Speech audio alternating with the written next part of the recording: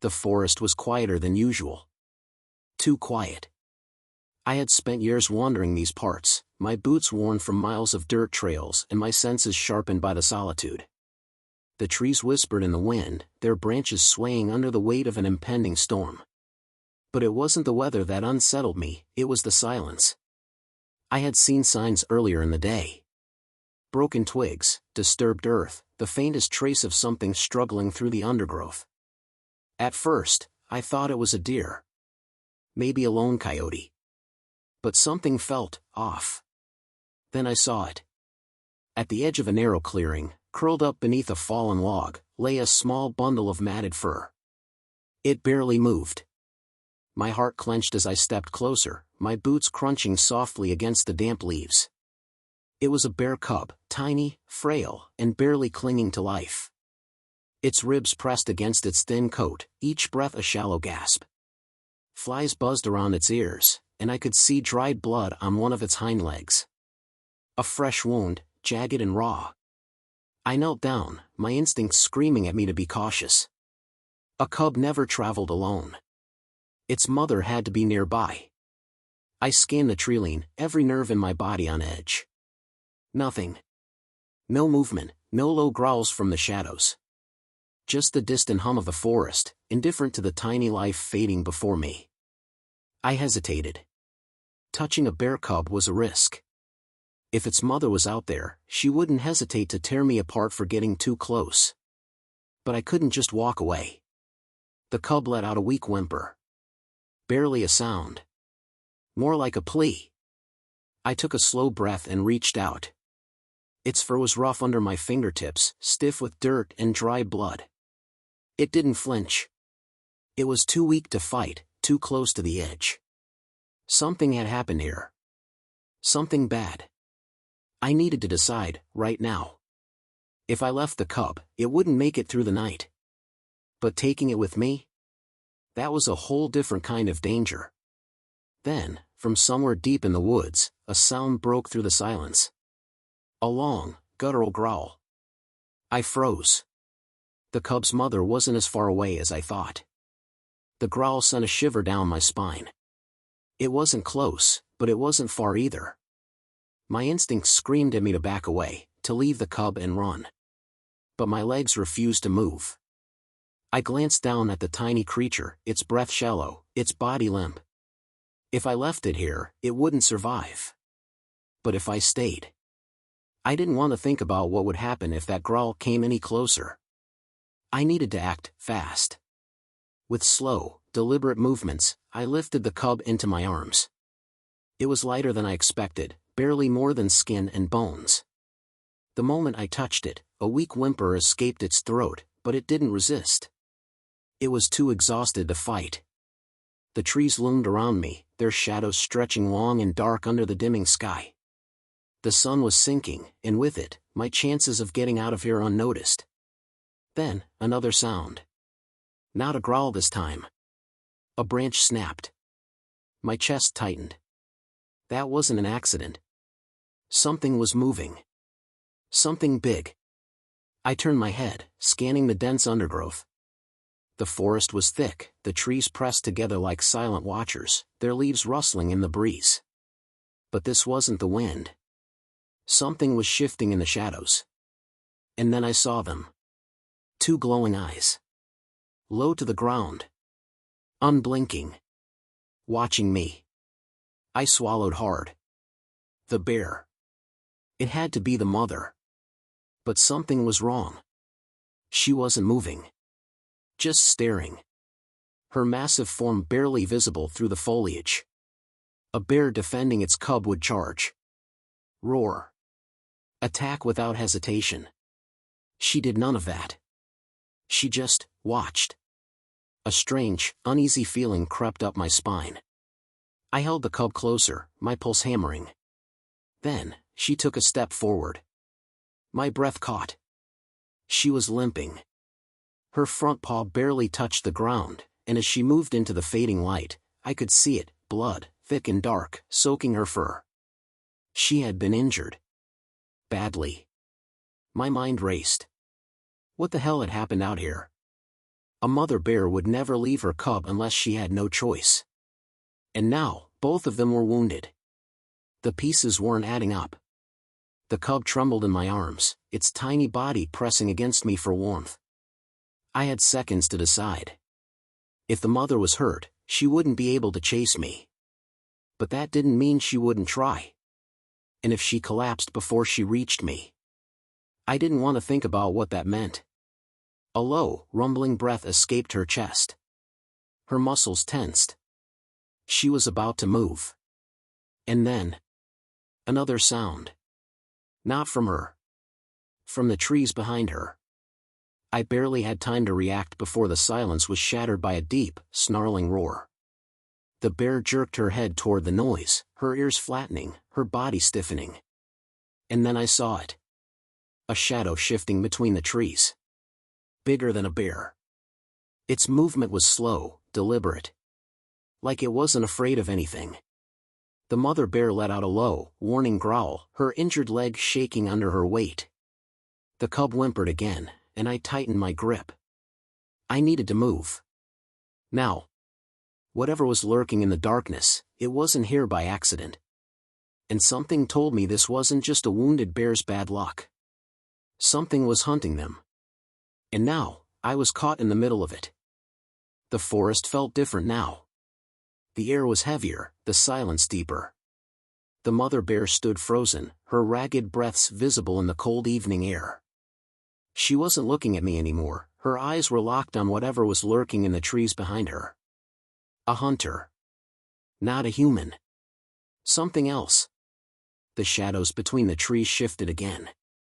I could barely make out a shape, low to the ground, moving with slow, calculated steps. It was stalking. Watching. Waiting for the perfect moment to strike. My grip on the cub tightened. Its tiny body trembled against my chest. It wasn't just weak. It was terrified. The mother bear let out a deep, guttural growl, her ears flattening. Despite her injured leg, she planted herself firmly between me and the unseen predator. She wasn't just watching it, she was ready to fight. And then I saw them. Eyes. Not 2. 4. No, 6. Multiple sets of glowing eyes peering through the darkness, reflecting the dim light of the setting sun. A pack. Wolves. But these weren't just any wolves. They were huge. Larger than any I'd ever seen. Their eyes glowed in eerie amber, their bodies low and tense, their hunger palpable even from a distance. I swallowed hard. Wolves didn't usually hunt bears. Not unless they were desperate. And judging by the way they moved, slow, patient, confident, they had been tracking the mother and cub for a while. And now, they had me too. The mother bear let out a sudden roar, her massive body lunging forward despite her injury. The wolves hesitated, their ears twitching. But they didn't back off. They were testing her. Waiting for her to make a mistake. And she would. She was too injured to fight them all. I took a slow step backward. If I ran, I'd draw attention to myself. But staying put wasn't an option either. The cub whimpered again, pressing itself deeper into my arms. One of the wolves moved. Just a step. Just enough to show it was ready. Then, a blur of motion. The mother bear lunged. The first wolf dodged, but the second wasn't so lucky. Her massive paw swung out, claws flashing, and struck the animal hard. It yelped, tumbling into the underbrush. The rest of the pack reacted instantly. They lunged. The mother bear roared, her injured leg nearly buckling under the strain. She swiped, bit, snapped at the air, forcing them to keep their distance. But she was struggling. And she knew it. The cub let out another weak cry, and something inside me snapped. I couldn't just stand here. I turned on my heel and ran. I didn't think, just moved. My feet pounded against the damp earth, the cub clutched tightly against my chest. Branches whipped at my arms, my breath came in sharp gasps, but I didn't stop. Behind me, the battle raged on. A sharp, agonized yelp tore through the trees. Then another. I didn't know if it was a wolf or the bear. I wasn't going to turn around to find out. I kept running. Faster. Deeper into the woods. Until the sounds of the fight faded behind me. Until there was nothing but the hammering of my own heart. Until the world fell silent once more. I stopped. My legs ached. My hands were shaking. My chest burned from the cold air tearing through my lungs. I had no idea where I was. But I wasn't alone. Something moved behind me. Not the wolves. Something bigger. A shadow shifted between the trees. And then, a voice. Low. Gruff. Human. You shouldn't have taken that cub. I spun around, my pulse spiking. A man stood at the edge of the trees. Tall. Rugged. His face obscured by the darkness. But the rifle slung over his shoulder was unmistakable. And in his other hand, a long, bloodied hunting knife. My breath caught in my throat. The man didn't move, didn't blink.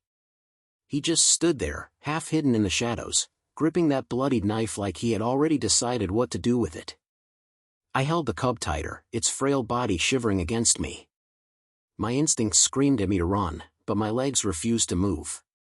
You shouldn't have taken that cub, he repeated, his voice low and cold. The way he said it, it wasn't a warning. It was a fact. I swallowed hard, trying to steady my voice. It was dying. The man tilted his head slightly, as if studying me. Not your problem. Something about him felt wrong. It wasn't just the knife or the rifle, it was the way he carried himself. Calm. Too calm. Like he wasn't just some hunter passing through. Like he had been expecting me. I forced myself to take a breath. The mother's injured. The wolves. I know. He took a slow step forward. I mirrored him with a step back. A flicker of something dark passed through his expression, but he didn't rush me. Just kept moving slow, deliberate, like he had all the time in the world. I tracked them for hours, he said. Watched the mother fight. Watched her bleed. Watched her leave that cub behind. His lips curved into something that wasn't quite a smile. And then you came along. A chill crept up my spine. He hadn't just stumbled across me. He had been watching. I tightened my grip on the cub. You did this. His silence was answer enough. The wolves. The wounds. The fear in the mother bear's eyes. It was all him. I had walked straight into a trap. The cub whimpered again, its tiny paws twitching against my chest. The man's gaze flicked to it, his grip on the knife tightening. I need it, he muttered. His voice was different now. Lower. Almost desperate. I shook my head. For what? His jaw clenched. He took another step. You don't want to know. A sick feeling settled in my gut. Whatever he had planned for the cub, it wasn't good. I needed to get out of here. Now. I shifted my weight, slowly edging toward the trees. Stay back. He didn't. He lunged. I barely had time to react. I twisted away, my shoulder slamming into a tree as I stumbled back. The cub let out a startled cry. My footing slipped, and before I could recover, the man grabbed my arm. His grip was like iron, fingers digging into my jacket. The knife gleamed in the dim light, inches from my ribs. Panic surged through me. I did the only thing I could. I threw my weight forward, ramming my shoulder into his chest. He grunted, stumbling back, but his grip didn't loosen. The cub squirmed, letting out a desperate whimper. And then, a sound tore through the forest. A roar. Not the mother bear. Something deeper. Louder. Closer. The man froze. I twisted my arm free and staggered back, heart pounding. Something was moving in the darkness. The man turned, his expression shifting from anger to something I hadn't seen before. Fear. Branches snapped. A massive shadow emerged from the trees. My breath caught. Another bear. But this one. It was different. Larger than any bear I had ever seen. Its fur was dark, almost black, streaked with old scars. Its eyes burned with something unnatural. It wasn't just another bear. It was a legend. And it was staring right at us. The man cursed under his breath, taking a slow step back. His confidence, his arrogance, it was gone. He knew what this was. And he was terrified. I didn't understand what was happening, but I knew one thing. This wasn't over. Not yet. The massive bear stood motionless, its breath heavy in the cold air. Its sheer size made the mother bear seem small in comparison. Scars ran across its thick fur, deep and old, like it had fought battles beyond imagination. Its glowing amber eyes weren't just watching us, they were studying us. The man gripped his knife tighter, but I could see the hesitation in his stance. His bravado had vanished. He knew this bear. And he was afraid of it. I took a step back, my heart pounding against my ribs. The cub in my arms whimpered, its tiny body trembling. It wasn't just weak, it could feel the presence of this creature, something ancient, something that didn't belong in an ordinary forest. The silence stretched, thick with tension. Then the bear moved. A single step forward. The earth seemed to vibrate beneath its weight. The man exhaled sharply, taking a step back. His fingers twitched toward his rifle, but he hesitated. He knew better than to shoot.